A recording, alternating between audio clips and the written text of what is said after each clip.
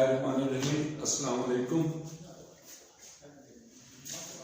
हाँ जी, अब lecture number 12 उसी चैप्टर नंबर 21 का और आर्टिकल वही जीएम काउंटर, और इस लेक्चर में ये कंप्लीट होगा। छोटी छोटी चीजें थ्योरेटिकल हैं जो अलग-अलग समझानी पड़ती हैं, तो बाज़ दफा वही थोड़ा शॉर्ट नजर आ रहा होता है, लेकिन समझने के लिए टाइम एक ही लाइन बाज़ दफा समझानी पड़ जाती है। चले बहरहाल जीएम काउंटर, और जीएम काउंटर में अब लास्ट पॉइंट जो हमें समझना है क्विंचिंग का। क्विंचिंग के लिए एक दफा फिर सेकेंडरी इलेक्ट्रॉन्स की बात पहले कर लेते हैं कि ये जो पॉजिटिव आयन अपने रिस्पेक्टिव इलेक्ट्रोड की तरफ, अपने कैथोड की तरफ जा रहा होगा, तो कोलिजन करता हुआ पॉजिटिव और नेगेटिव आयन प्रोड्यूस करेगा। वो जो पॉजिटिव है उन पॉजिटिव को तो ये अपने साथ घसीटता हुआ इस नेगेटिव की तरफ पहुंच जाएगा और इस तरह अपनी मंजिल पर बात खत्म कर देगा। लेकिन ये जो नेगेटिव प्रोड्यूस हो रहे हैं, इसी की कोलिजन की वजह से इन नेगेटिव इलेक्ट्रॉन जो इसने प्रोड्यूस किए, इस पॉजिटिव आयन ने इन गैस के साथ कोलिजन करके या इस मेटल सरफेस कैथोड के साथ कोलिजन करके जो इलेक्ट्रॉन को अमिट किए या इनके साथ जो इलेक्ट्रॉन प्रोड्यूस किए, उन सब इलेक्ट्रॉन्स को हम सेकेंडरी इलेक्ट्रॉन्स बोलेंगे। ये सेकेंडरी इलेक्ट्रॉन्स अलग से अपनी पहली वाली पल्स के बाद में ये अपने अलग से पल्स बनाते हुए इस एनोड पर फॉल करेंगे और इस तरह एक और पल्स हमें ऑब्जर्व होगी। इसको हम स्पीरियस या फास्ट काउंटिंग का नाम देते हैं। इसको हमने रोकना है, इसको काउंट नहीं करना, क्योंकि ये पल्स इन रेडिएशन की वजह से नहीं आई बल्कि इन सेकेंडरी इलेक्ट्रॉन्स की वजह से आई है। तो इस पल्स को, इस काउंटिंग को खत्म करने के लिए जो प्रोसेस है वो कहलाता है क्विंचिंग। क्विंचिंग का मतलब होगा इन सेकेंडरी इलेक्ट्रॉन्स के फिनोमिना को रोकना, तो ये क्विंचिंग कहलाती है। द प्रोसेस ऑफ एब्सॉर्बिंग या eliminating the secondary electrons produced in a GM tube is called the quenching. अब दो तरह की क्विंचिंग की जाती है। फिर कह रहा हूं कि क्विंचिंग का मतलब आपने जहन में रखना है सेकेंडरी इलेक्ट्रॉन्स को एलिमिनेट करना, खत्म करना, उनके फिनोमिना को मिनिमाइज करना किसी भी तरीके से। तो दो तरह की क्विंचिंग की जाती है। एक को हम सेल्फ क्विंचिंग, जिसका दूसरा नाम है गैस क्विंचिंग, और दूसरी को हम एक्सटर्नल क्विंचिंग, जिसका दूसरा नाम इलेक्ट्रॉनिक है।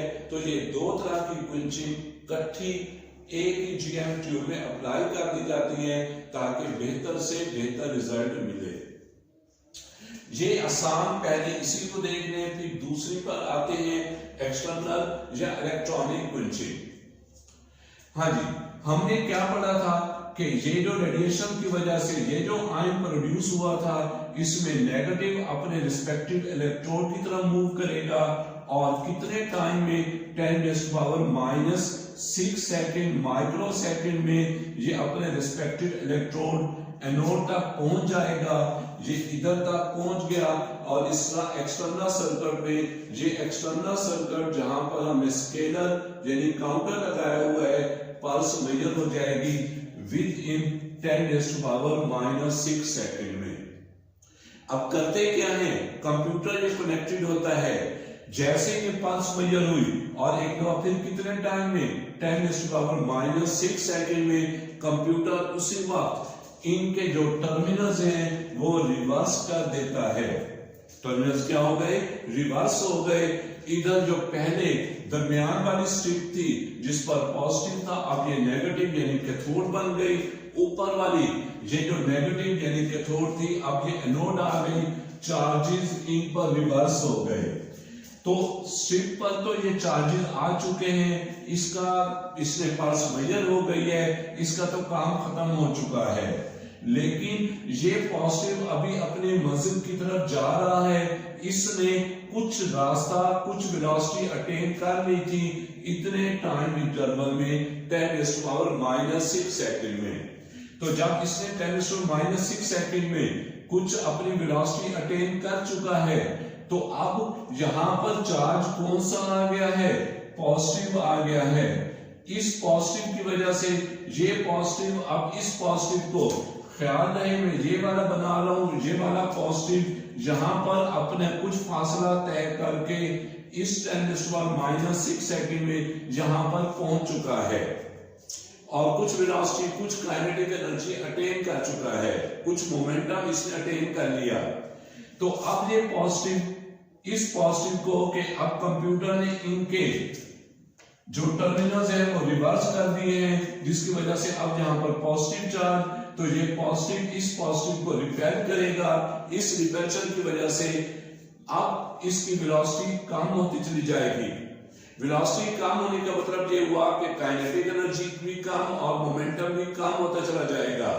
तो जब इसके पास काइनेटिक एनर्जी और मोमेंटम वगैरह कम हो रहा है तो फिर जाहिर है अब इसके बाद इतनी एनर्जी नहीं है कि ये मजीद आयन प्रोड्यूस करते चला जाए।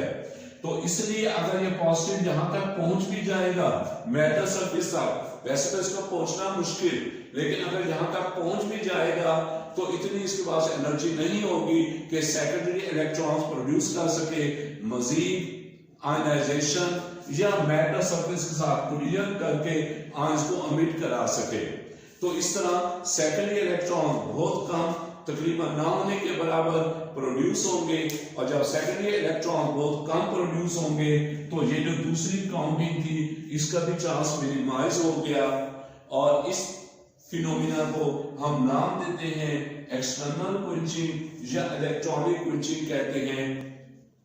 और एक दफा फिर इस क्विंचिंग में हम बैटरी के पोलैरिटीज एक्सटर्नली रिवर्स कर देते हैं।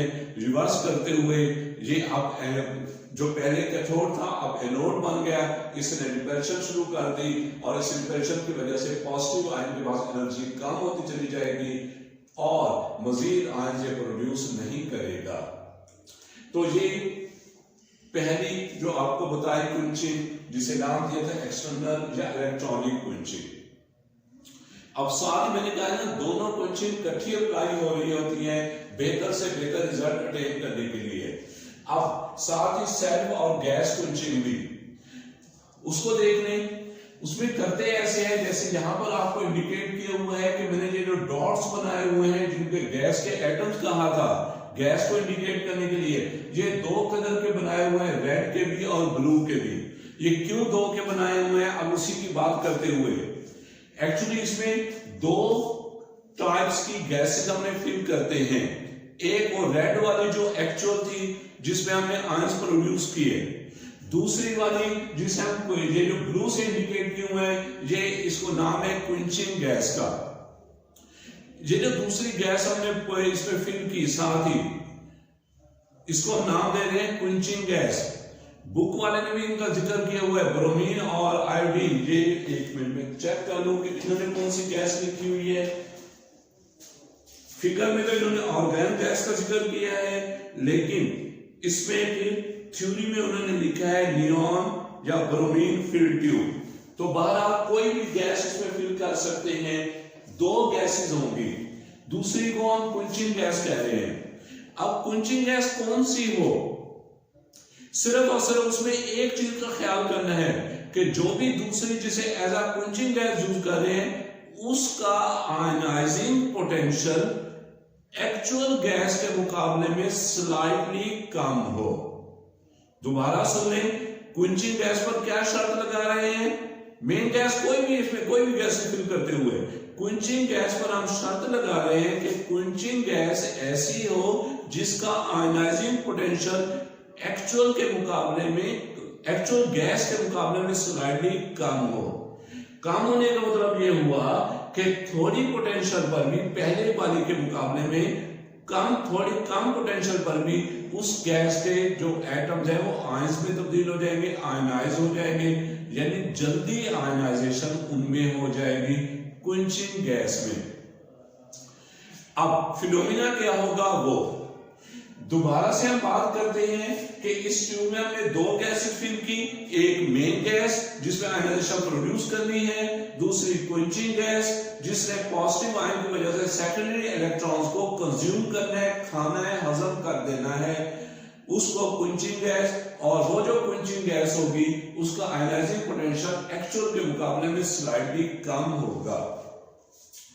इस पर बात करते हुए जहां पर तो बहुत ज्यादा चीजें हम आगे इधर ही थोड़ा सा देख लें, इसको ज्यादा डिटेल में हमने नहीं जाना। होगा क्या कि जब ये रेडिएशन एंटर होंगी तो जाहिर है ये जो ब्लू है क्विंचिंग गैस है, इनका आयनाइजिंग पोटेंशियल कम है, इसके एटम जल्दी आयनाइज हो जाएंगे। और जल्दी आयनाइज होने का मतलब ये हुआ कि वो जो अब ब्लू से बना रहा हूं कि वो जल्दी अपना सफर शुरू कर देंगे। ये पॉजिटिव आ गया, ये पॉजिटिव जल्दी अपने इस नेगेटिव की तरफ इसने अपना सफर शुरू कर दिया क्विंचिंग गैस के एटम की वजह से जो आयन बना था वो। अब जब ये पॉजिटिव जा रहा होगा तो जाहिर है ये उस तरह कोलिजन करता हुआ नेगेटिव इलेक्ट्रॉन प्रोड्यूस करेगा। अब इस दौरान जो एक्चुअल गैस है, ये रेड वाला, इसको रेड से इंडिकेट करें, जो एक्चुअल गैस है वो भी आयनाइज हो चुकी है, उसका भी पॉजिटिव किधर जा रहा है, अपने रिस्पेक्टिव इलेक्ट्रोड कैथोड की तरफ जा रहा है। तो इस सफर के दौरान जब उसे ये नेगेटिव इलेक्ट्रॉन मिलेगा तो ये पॉजिटिव इस इलेक्ट्रॉन को क्या कर लेगा, एब्जॉर्ब करके न्यूट्रल एटम में तब्दील हो गया। तो अब देखो ना सिर्फ ये नेगेटिव खत्म हो गया है बल्कि ये जो पॉजिटिव है जिसकी वजह से ये वाला पॉजिटिव जिसकी वजह से मजीद आयंस हमें मिल रहे थे, ये पॉजिटिव भी खत्म हो गया। ये पॉजिटिव इस नेगेटिव इलेक्ट्रॉन को एब्जॉर्ब करके न्यूट्रल एटम में बदल गया। तो जब ये न्यूट्रल हो गए हैं, ये दोनों इनको कंबाइन इस तरह बना दे, तो जब ये न्यूट्रल हो गए तो अब इस न्यूट्रल एटम पर इस कैथोड इस प्लेट या इस प्लेट की अट्रैक्शन और रिपल्शन एक्ट नहीं करेगी और इस तरह ये एक्सेलरेट नहीं होंगे, इनकी वेलोसिटी या एनर्जी वगैरह नहीं बढ़ेगी। और साथ ही साथ ये पॉजिटिव आयन खत्म हो गया, सेकेंडरी इलेक्ट्रॉन की प्रोडक्शन भी खत्म। और हम भी यही चाह रहे थे कि सेकेंडरी इलेक्ट्रॉन प्रोड्यूस ना हो। इसी फिनोमिना को हमने नाम दिया था क्विंचिंग गैस का। अब एक और बात भी छोटी सी कि जब ये पॉजिटिव इस नेगेटिव को एब्जॉर्ब करेगा तो एब्जॉर्ब करके अपनी एनर्जी भी इसी तरह लूज करेगा, उसकी वजह से रेडिएशन वगैरह कोई नहीं होंगी, उसकी वजह से एटम और मॉलिक्यूल की फॉर्मेशन होगी या पहली बॉन्ड बनेंगे या टूटेंगे। ये फिनोमिना तो जरूर होगा बॉन्डिंग का, लेकिन रेडिएशन या आयंस प्रोड्यूस नहीं होंगी। तो इस तरह हमें कोई और इलेक्ट्रॉन जिसे सेकेंडरी इलेक्ट्रॉन कहा था वो नहीं मिलेगा और हमारा प्रोसेस जो हम चाहते थे कि एक्चुअल की मदद से ही काउंटिंग हो, ये फॉल्स काउंटिंग ना हो, तो वो हमें मिल जाएगी। ये था क्विंचिंग प्रोसेस। अब इसके जो दो ड्रॉबैक हैं वो दोबारा सुन लें, जिनको हम अगले काउंटर में ऑब्जर्व करेंगे, रिमूव करेंगे। इसके दो ड्रॉबैक थे, एक कि ये जो रेडिएशन आ रही है ये इनके एनर्जी को डिफरेंशिएट नहीं करता, दूसरा स्लो काउंटर है। इसी के साथ एक और तीसरी बात, जहां पर आयनाइजेशन का फिनोमिना प्रोड्यूस करना है। अब ये जो रेडिएशन आ रही हैं, अगर इनकी एनर्जी इन गैस के आयनाइजिंग पोटेंशियल से ज्यादा होगी, आयंस प्रोड्यूस होंगे तो काउंटिंग होगी। मिसाल के तौर पर इस गैस की जो हमने गैस फिल की हुई है, इसकी आयनाइजिंग एनर्जी है, सपोज आयनाइजिंग पोटेंशियल है 20 इलेक्ट्रॉन वोल्ट। अब यहां पर रेडिएशन एंटर हो गई सपोज 15 इलेक्ट्रॉन वोल्ट वाली। अब ये जो 15 इलेक्ट्रॉन वोल्ट वाली रेडिएशन जब एंटर होगी तो इन गैस की जो आयनाइजिंग पोटेंशियल है 20 आयनाइजिंग एनर्जी 20 इलेक्ट्रॉन वोल्ट, तो ये रेडिएशन इन गैस में आयनाइजेशन प्रोड्यूस नहीं कर सकेगी। जब आयंस प्रोड्यूस नहीं होंगे, नेगेटिव पॉजिटिव आयन नहीं मिलेंगे, तो काउंटिंग भी नहीं होगी और इस तरह ये काउंटर कहेगा कि कोई पल्स एंटर नहीं हुई। हालांकि पल्स तो एंटर हुई है लेकिन लो एनर्जी वाली है। तो इस तरह ये तीसरा डिफेक्ट आ गया कि ये जो काउंटर है लो एनर्जी वाली रेडिएशन को काउंट नहीं करता। ऐसी रेडिएशन जिसकी एनर्जी इस गैस की आयनाइजिंग पोटेंशियल से कम हो, एनर्जी कम हो, वो काउंट नहीं होगी।